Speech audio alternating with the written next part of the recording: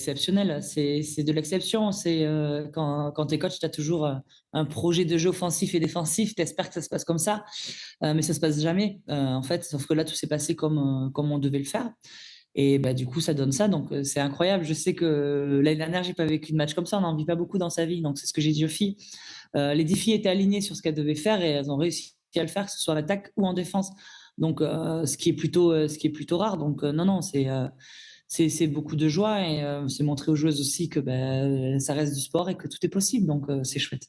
Claude Bergeau, vous étiez en tribune, vous avez le sentiment d'avoir vécu un moment historique pour le basket landais et pour Basketland, Écoutez, j'ai eu évidemment. la chance et le privilège d'y être. D'être où? Dans un match où, si on le resitue au niveau du football, par exemple, imaginez que Lens reçoive Real Madrid et gagne 4-0. C'est Belle image. inimaginable. Et c'est pourtant ce qui s'est passé. C'est que Fenerbahçe, c'est peut-être la meilleure équipe du monde, excepté la WNBA. Ouais. Et elle vient jouer dans un club français, certes champion de France.